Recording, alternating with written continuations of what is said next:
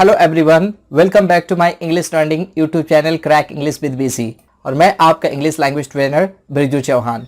Dear friends, आज के session में हम लोग स्टडी करेंगे कॉमन एरर के विषय में और इसमें देखेंगे concept of A common error. आखिर एक कॉमन एरर होता क्या है, उसके बाद देखेंगे टाइप्स ऑफ कॉमन एरर्स, उसके बाद देखेंगे how to detect a common error, आखिर एक कॉमन एरर को कैसे डिटेक्ट करते हैं, और सेशन के सबसे लास्ट में देखेंगे how to proceed to solve common errors. और सेशन के सबसे लास्ट में देखेंगे कि यदि हमें कॉमन एरर सॉल्व करना हो तो किस प्रोसेस या किस मेथड से प्रोसीड करेंगे। तो चलिए शुरू करते हैं concept of A common error. आखिर कॉमन एरर होता क्या है? In the English language a common error is a mistake made while forming और यूजिंग इट। इंग्लिश लैंग्वेज में कॉमन एरर का अर्थ होता है एक मिस्टेक करना, एक गलती करना। ये गलती तब होती है जब हम लोग इंग्लिश लैंग्वेज को फॉर्म करते हैं या फॉर्म करने के बाद इसे यूज करते हैं। चलिए इसे एग्जाम्पल के जरिए देखते हैं।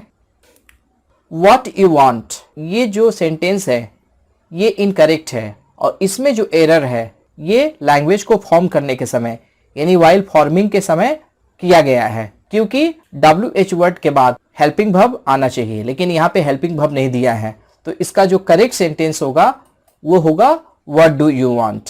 इसके बाद हम लोग देखते हैं कि जब हम लोग लैंग्वेज को यूज करते हैं तब कौन सा एरर हो सकता है। चलिए एग्जांपल से देखते हैं।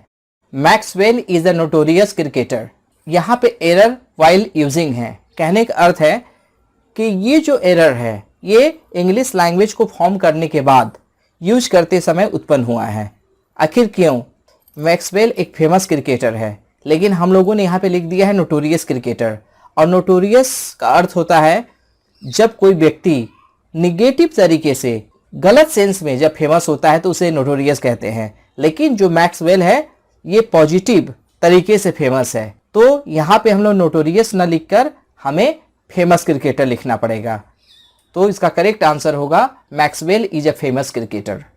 तो इस तरह हम लोग देख सकते हैं कि कॉमन एरर लैंग्वेज के फॉर्मेशन और यूज करते समय किया गया एक मिस्टेक है। तो चलिए अब इसके बाद देखते हैं टाइप्स ऑफ कॉमन एरर्स। आखिर कॉमन एरर्स के टाइप्स क्या होते हैं? There are several types of common errors. English language में बहुत तरह के कॉमन एरर्स होते हैं। चलिए देखते हैं कौन कौन से हैं।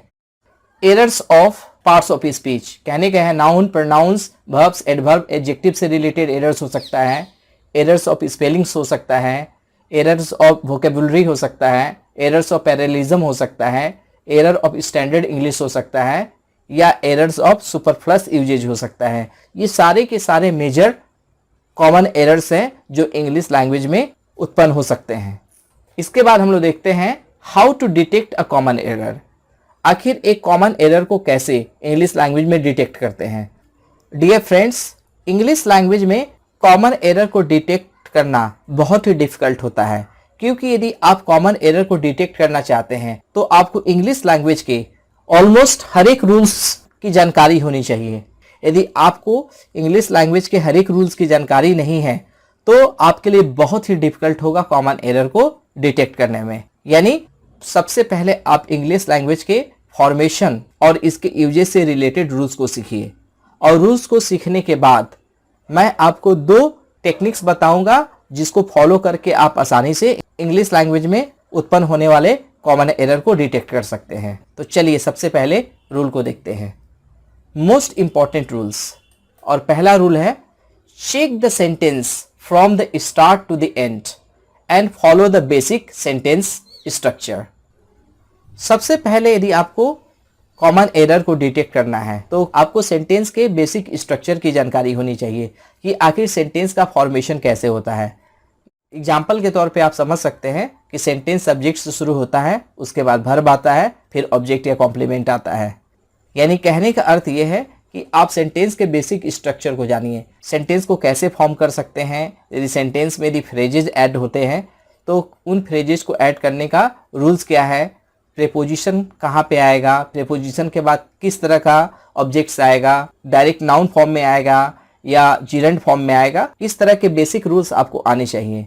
और याद रखें ये जो पहला रूल है यह उन सेंटेंस पे अप्लाई होता है जहाँ पे सेंटेंस प्रिंसिपल क्लॉज में होता है, यानी सेंटेंस अकेला होता है। जिसमें कोई ज्वाइनिंग वर्ड नहीं होती है। चलिए इसे एग्जाम्पल से देखते हैं। You come to me yesterday, यह सेंटेंस इनकरेक्ट है क्योंकि इस सेंटेंस का टेंस पास्ट टेंस है, क्योंकि वहाँ पे टाइम इंडिकेटर यस्टरडे लगा है। लेकिन हम लोगों ने यहाँ पे जो वर्ब यूज किया है वो प्रेजेंट टेंस का वर्ब है कम, तो इसको करेक्ट करने के लिए हमें कम के जगह केम का यूज करना पड़ेगा। तो इसका करेक्ट आंसर होगा you came to me yesterday. ये हुआ करेक्ट सेंटेंस। अब चलिए अगले एग्जाम्पल को देखते हैं। After the class he was looking forward to meet you. और यह सेंटेंस प्योरली कॉमन एरर पे बेस्ड है, क्योंकि यहाँ पे सेंटेंस के 5 पार्ट्स दिए हुए हैं और हमें डिटेक्ट करना है कि किस पार्ट में कॉमन एरर है। और यदि सेंटेंस में कॉमन एरर नहीं है तो हमें ई पार्ट को आंसर के रूप में कंसीडर करना पड़ेगा।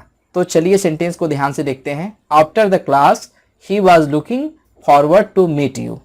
इस सेंटेंस के डी पार्ट में एरर है, क्योंकि रूल यह कहता है कि लुक फॉरवर्ड टू के बाद फर्स्ट फॉर्म ना आकर इसके साथ आईएनजी आना चाहिए, लेकिन यहाँ पे मीट का फर्स्ट फॉर्म दिया गया है, तो यहाँ पे जो डी पार्ट है इसमें कॉमन एरर है, तो इसका आंसर होगा डी। और हमें यहाँ पे करेक्ट करने के लिए रिप्लेस मीट विद मीटिंग करना होगा, यानी इस सेंटेंस के डी पार्ट में एरर है और सेंटेंस को करेक्ट करने के लिए हमें मीट के जगह मीटिंग का प्रयोग करना पड़ेगा। तो डियर फ्रेंड्स, ये रहा पहला टेक्निक, जहां पे सिंपली एक सेंटेंस दिया हो और उसमें कोई ज्वाइनिंग वर्ड ना हो, यानी कहने का मतलब है सेंटेंस एक सिंपल सेंटेंस हो यानी प्रिंसिपल क्लॉज में हो। अब चलिए सेकेंड रूल को देखते हैं। In case of a larger sentence check principal clause, joining word और क्लॉजेज। कहने का अर्थ यह है कि यदि सेंटेंस बड़ा दिया हो तो हम लोग इसमें देखते हैं कि प्रिंसिपल क्लॉज कौन सा है, और साथ साथ हमें ज्वाइनिंग वर्ड्स का ध्यान रखना पड़ेगा और बाद बाकी क्लॉजेज का ध्यान रखना पड़ेगा, क्योंकि प्रिंसिपल क्लॉज के ऊपर ही डिपेंड करता है कि आने वाला जो सेंटेंस है वो कैसा होगा। एग्जाम्पल के तौर पे देखते हैं। She was sad because she loses her job. यह सेंटेंस इनकरेक्ट है।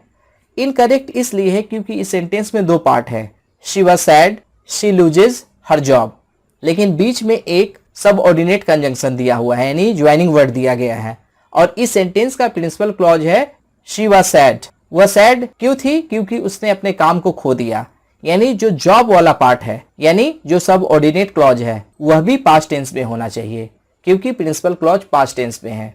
तो इसका करेक्ट सेंटेंस होगा she was sad because she lost her job. तो इस तरह हम लोग देख सकते हैं कि जब सेंटेंसेस लार्जर हो तो हमें ज्वाइनिंग वर्ड और प्रिंसिपल क्लॉज दोनों का ध्यान रखना पड़ेगा। आखिर सेंटेंस में कॉमन एरर को डिटेक्ट करने के लिए कैसे आगे बढ़ें। अब नेक्स्ट एग्जांपल को देखते हैं। Last week he said that he will come the following month. तो इस सेंटेंस को हम ध्यान से देखते हैं तो देखते हैं इस सेंटेंस में 5 पार्ट्स है, ए बी सी डी और ई, और हमें डिटेक्ट करना है कि किस पार्ट में कॉमन एरर है। यदि कॉमन एरर नहीं है तो ई पार्ट को हम लोग आंसर कंसीडर करेंगे। सेंटेंस को ध्यान से देखिए, यह एक लार्जर सेंटेंस है और इसमें एक ज्वाइनिंग वर्ड है डैट, और प्रिंसिपल क्लॉज है ही सेड, यानी सेड पास्ट टेंस में दिया है। तो कहने का अर्थ है कि जो डैट के बाद यानी सबऑर्डिनेट क्लॉज भी पास्ट टेंस में होगा, लेकिन यहाँ पे विल दिया गया है और यहाँ पे विल नहीं होना चाहिए, विल के जगह वुड होना चाहिए। तो इस तरह जो सेंटेंस का सी पार्ट है इसमें कॉमन एरर है, और करेक्ट करने के लिए रिप्लेस विल विथ वुड, और हम लोग सेंटेंस को सही करने के लिए विल के जगह वुड का प्रयोग करेंगे। इस तरह हम लोग देख सकते हैं कि कॉमन एरर्स को डिटेक्ट करने के लिए 2 रूल्स को फॉलो करते हैं। पहला रूल्स होगा जो सिंपल सेंटेंस पे होगा, जिसमें कोई ज्वाइनिंग वर्ड नहीं होगी, तो सिंपली वहाँ पे हमें सेंटेंस के स्ट्रक्चर पे ध्यान रखना है। और दूसरा केस है जहाँ पे लार्जर सेंटेंस है, यहाँ पे ज्वाइनिंग वर्ड होगा, तो हमें प्रिंसिपल क्लॉज, ज्वाइनिंग वर्ड्स यानी कंजंक्शन और बाद बाकी क्लॉजेस पे ध्यान रखना पड़ेगा। और यहाँ पे प्रिंसिपल क्लॉज बाद बाकी सेंटेंस को मॉनिटर करता है। तो डियर फ्रेंड्स, इस तरह हम लोग कॉमन एरर को डिटेक्ट कर सकते हैं। अब और अगला पार्ट है how to proceed to solve common errors. आखिर कॉमन एरर्स को सॉल्व करने के लिए हम लोग कैसे प्रोसीड करें। मैंने सेशन के शुरुआत में ही कहा है कि कॉमन एरर्स इंग्लिश लैंग्वेज की बहुत बड़ी टॉपिक है। इसको सॉल्व करने के लिए यानी कॉमन एरर को डिटेक्ट करने के लिए आपको ऑलमोस्ट इंग्लिश के सारे रूल्स आने चाहिए, क्योंकि कॉमन एरर्स कहीं से भी हो सकता है। आपको जो रूल्स हैं वह लैंग्वेज के फॉर्मेशन से और यूजेज दोनों से रिलेटेड हो सकते हैं। अब क्वेश्चन अराइज होता है कि हम लोग कैसे प्रोसीड करें कि कॉमन एरर्स को कैसे डिटेक्ट किया जाए। We have two ways to proceed to solve common errors. Common errors को सॉल्व करने के लिए दो तरीके हैं। पहला, part of speech wise types of common errors. इसकी पहली टेक्निक्स है हम सारे पार्ट्स ऑफ स्पीच को पढ़ें, यानी noun, pronoun, spellings rules, parallelism rules, इन सारे रूल्स को पढ़ें, यानी टाइप्स ऑफ कॉमन एरर्स के अनुसार हम लोग प्रोसीड करें, यानी पूरे ग्रामर को शुरू से लेकर आखिरी तक की स्टडी करें। और दूसरा प्रोसेस है डायरेक्ट रूल्स। यहाँ पे मैं आपको 100+ मोस्ट इंपॉर्टेंट इंग्लिश के रूल्स बताऊंगा जिससे एग्जामिनेशन में क्वेश्चन पूछे जाते हैं, और इन रूल्स की सहायता से भी आप कॉमन एरर्स को बहुत हद तक डिटेक्ट कर सकते हैं। मैं आपको गारंटी तो नहीं दे सकता कि सारे कॉमन एरर्स को आप सॉल्व कर पाएंगे, लेकिन मुझे उम्मीद है आप मैक्सिमम कॉमन एरर्स को डिटेक्ट कर पाएंगे। तो डियर फ्रेंड्स, आज के सेशन में बस इतना ही। आज हम लोगों ने स्टडी की कॉमन एरर्स क्या हैं, इसके टाइप्स क्या हैं, इसको डिटेक्ट करने के रूल्स क्या हैं, और इसको सॉल्व करने के लिए हम लोग कैसे प्रोसीड करें। यदि आपको मेरी वीडियो अच्छी लगी तो इसे लाइक कीजिए, इसे शेयर कीजिए, मेरे YouTube channel crack English with BC को सब्सक्राइब कीजिए और बेल आइकन को जरूर पुश करें ताकि मेरी आने वाली हर वीडियो का नोटिफिकेशन आपको मिलता रहे। वीडियो में आखिर तक बने रहने के लिए थैंक यू वेरी मच।